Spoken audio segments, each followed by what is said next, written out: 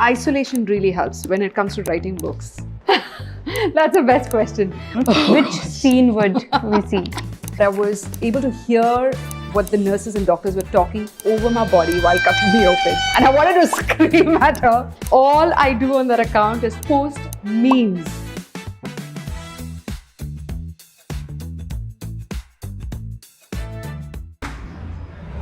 Hey guys. Welcome to my book launch. Hi Dimple. Hi. Happy launch day. Thank you. I'm We really have excited. 21 questions for you. Are you ready for them? Sure. Okay. Let's shoot. For someone who's never heard of it, what is the ultimate healing code in one sentence? Get your energy right, your energy, vibrations, frequency, sound, and intensity. Your first book was Heal Your Gut, Mind and Emotions. What did this new book let you say that the first one couldn't? I'm glad you're asking that question because the first book was all about the tangibles. It was about nutrition, it was about gut health, it was about mental, emotional, physical health. The second book was about the intangibles, energy, vibrations, frequency, which you can't measure, touch, but you always feel it, you know it's there. Okay, if viewers remember just one gut lesson from both the books, what should it be? You are what you think, what you eat, what you feel, and what you give to others. So be very careful of the thoughts, words, actions that you commit because what you do is exactly what's going to come out. And that's what this new book is about. In the book, you talk about 5 Ds: disconnect, distress, detox, decompress, and decode. Which D do people struggle with the most? Disconnect. You also shared 5 healing tools: time, space, nature, sound, and energy. Which one secretly changed your life the most? Time.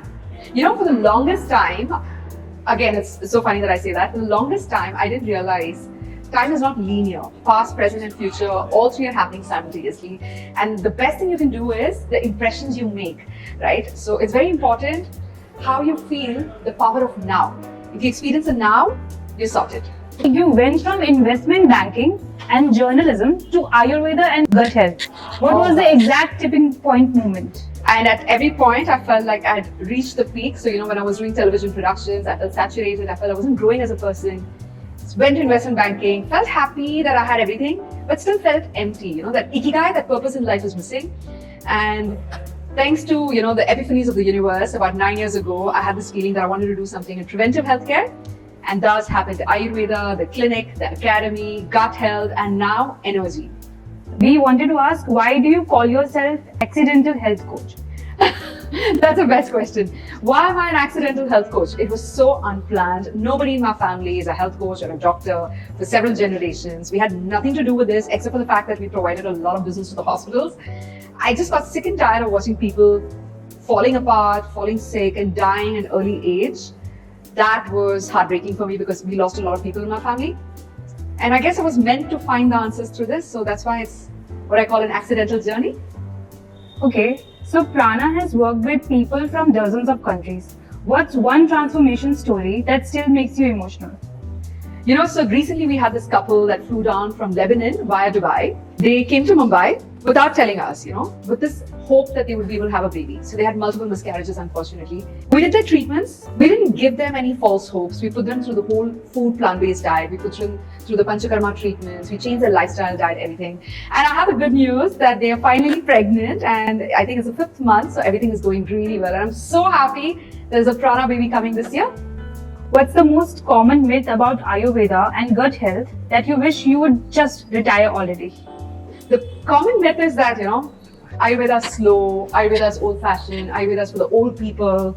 It's not science-backed or proven. That's probably the worst myth about it. Yeah. Ayurveda is a 5,000-year-old science. It has been around for thousands of years. It has witnessed humanity, time, multiple pandemics, the history of humanity and civilization.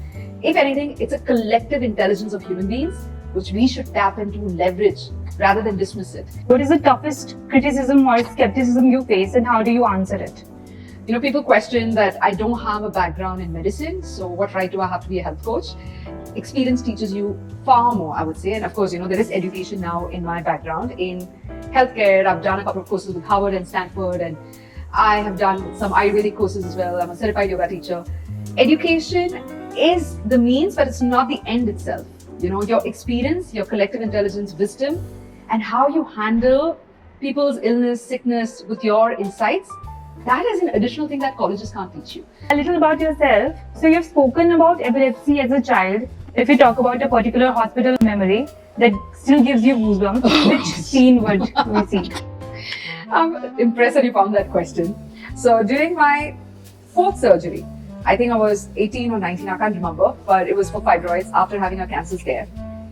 I woke up in the middle of the surgery. My eyes didn't open, but I was able to hear what the nurses and doctors were talking over my body while cutting me open. And I could hear them for a good 30-45 seconds. And I tried to move to tell them that I'm awake and don't do anything. The nurse or the doctor asked the nurse, is she awake? And the nurse said no. And I wanted to scream at her. But luckily, the anesthesia kicked in and I fell asleep again before I could hear myself being cut open. Okay, so if you could magically fix just one food habit in every Indian household, what would you change first? Eating while watching TV is probably the worst. You have no clue what's on your plate. You're not focused on digesting that food. You're not chewing your food enough. You're just gulping it down. Detox, de-stress, decompress. Focus on your food. Use your 5 fingers. Use your 5 senses to eat food. Watch your food. Smell your food. Taste it. Hear the crunching noise. Move it around in your mouth. The more you chew it, that much saliva will go into your stomach and aid the digestion process, and you'll never get fat. Thank you so much, Dimple. This was so good. Let's go ahead with the book launch. Thank you so much again. Thank you for coming for the book launch. I can't wait for you guys to grab a copy, read it, share a review, and I hope it touches some part of your life. If it brings even this much change in your life, I'll be very grateful to you for giving me that opportunity. Lots of love.